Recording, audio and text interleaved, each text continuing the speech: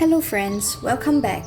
In this video, I'm going to talk about the other parts of my YYGS application, namely the activities list, financial aid and scholarships, and recommendation letters. I'm very grateful for all the kind comments and emails that followed my first video, and upon several requests, I decided to make a second YYGS video detailing the other parts of my application. If you have not checked out my first video, the link for it will be in the description box down below.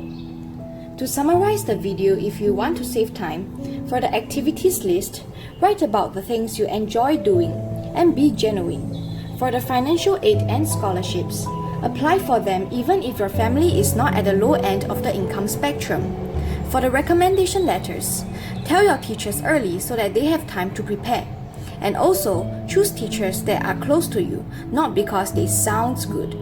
If you are interested in more details, do keep watching the video.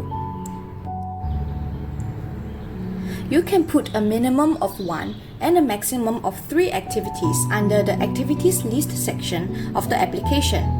I personally included 3 activities. The main parts are the description, and for the first activity, why is this activity meaningful to you? This may sound silly, but please know the difference between words and characters. As I was preparing my application, I thought that words and characters are the same thing and had about 130 words of description for all 3 of my activities, instead of the 130 characters which are required. I wrote everything of my application on a Word document, and as I was copying and pasting the different parts over to the YYGS online application, I realized my mistake and had to make last-minute changes, which was not ideal. So please do not make the same silly mistake as I did. For my first activity, which is the main one that YYGS want to see, I talked about my pen pal in Austria. We had known each other for about 2 years at the time of my application and write emails to each other every day. She means a lot to me, and hence I thought it was appropriate to put this as my first activity.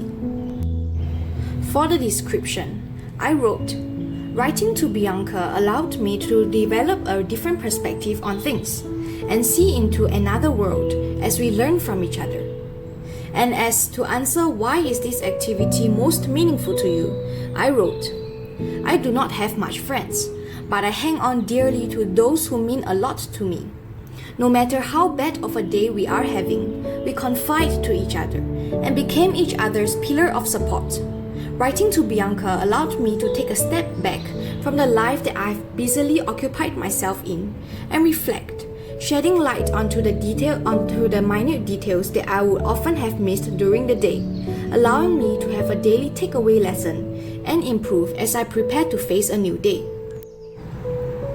For my second activity, I talked about my experience of volunteering weekly at my local animal shelter. And for the description, I wrote, providing the animals with the love they deserve as I learn from them and doing my part to make a difference in my community. For the last activity, I wrote about my experience of singing for the church choir, which I did every week. And as for the description, I wrote, through music, I found peace and connection with God and the people who attend the Mass, as everyone comes together in one voice.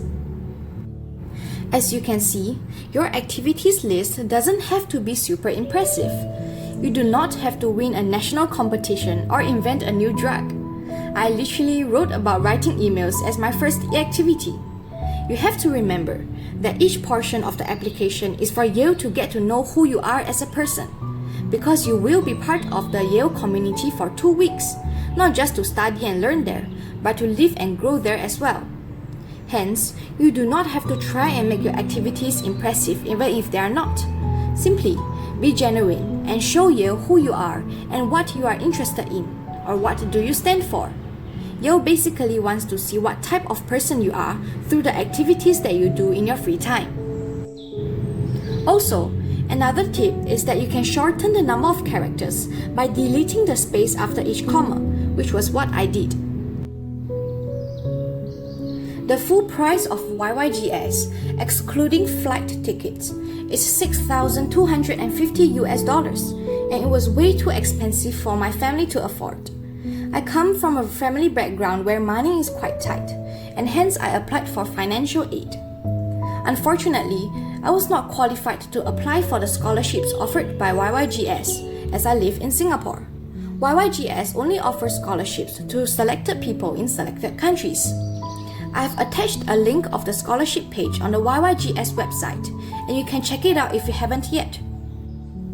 If you want to learn more about Yale's need-based financial aid, you can view the free recording of the 2020 YYGS Financial Aid webinar, which includes a 30 minutes of information and a 30 minutes of Q&A.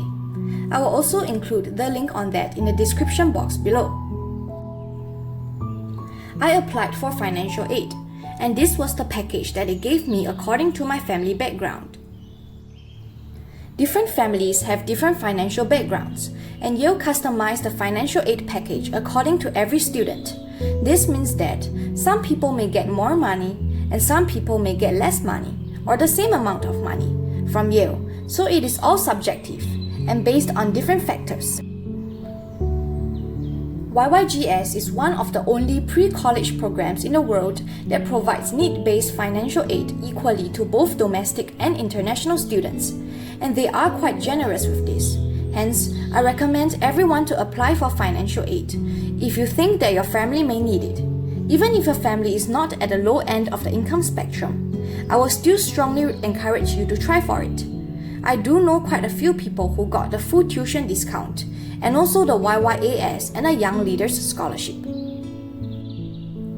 There are also students who did a fundraiser for themselves due to various reasons, and I know of one student who is a talented painter and sold her paintings to raise money for the Yale program, so you can consider this route too.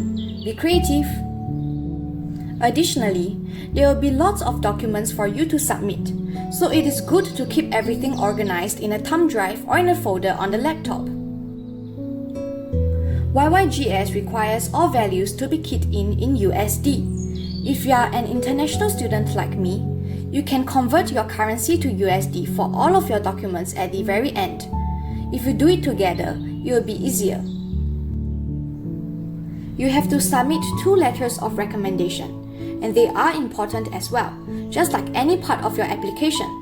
Although it may seem that you have no control over this part, as you will not be the one writing it, but in a way, you do have a little control over it because you are the one to choose which teachers to write your recommendation letters. I asked my maths teacher and the head of my school to write my recommendation letters. My maths teacher is phenomenal, and I'm really lucky to be his student. Maths is actually not my strongest subject. In fact, it is actually my worst subject.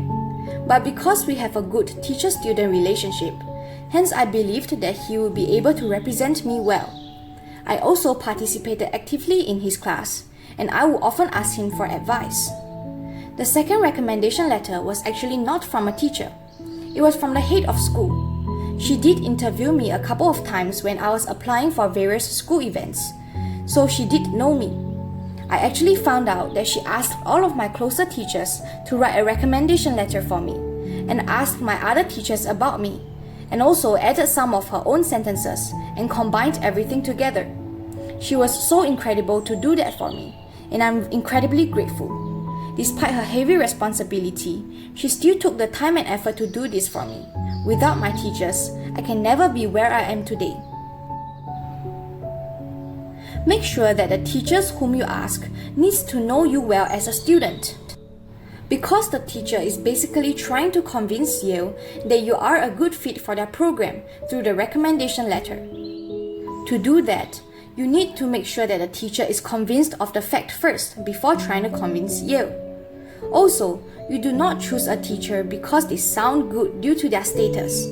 If they do not know you well, there is nothing much that they can write about to showcase Yale who you are as a student. Hence, it is harder for you to be convinced that you'll be a good fit. For me, maths is not my strongest subject, but I still chose my maths teacher as I believe that he knows me well as a student. There is no point in choosing a subject that you are very good at, but you are not close with the teacher. Personally, maths was my worst subject. I struggled with it and had ups and downs. which was why my maths teacher and I are close because he had helped me through all these tough times. Also, YYGS already know all of your results, as you have included it in your application, so there's no point trying to prove that you are good at something or hide the things that you are not as good. It is good to have two teachers in mind early and tell them about your ideas so that they can prepare and start writing. Also, the teachers can only receive the instructions to submit your recommendation letter after you have submitted your YYGS application. So do not submit your application last minute. If not, your teachers will have to rush to submit their recommendation letters too. Also, the teachers will send in the recommendation directly to YYGS, and you will not be able to read it. On your online application, you will need to fill up the names, role, and email address of your teachers. What I heard from my teachers was that after I submitted my application online, they received an email detailing the instructions on how to submit the recommendation letter. After you have submitted your online application, you can check the status of your application submission as a whole, including whether your teachers have submitted your recommendation letters or not. Once your teacher has submitted it, you will receive an email as well, and the status on your YYGS application portal will change to submitted. I can't remember exactly what it said before, but it was something along the lines of submission pending if the teacher have still not submitted your application. If the deadline is near and your teachers still have not submitted the recommendation letter, it is good to remind them about the deadline, but do it in a polite way. In a nutshell, it is important to be genuine. Also, the whole experience of YYGS application is very much similar to the experience of applying for university. I am sure students like me am really grateful that YYGS application is crafted that way, because then you will get to experience the whole university application process even before you apply for university. If you have any questions or would like me to help you with the application process in any way, I'm happy to help. You can email me and my email address is in the description box down below. Lastly, thank you very much for watching this video. I hope that you found it helpful, and if you want to see more videos, please leave your suggestions in the comment section down below or drop me an email. I'll be very grateful for that. Do give this video a like and subscribe to my channel if you wish to see similar content in the future. Bye bye!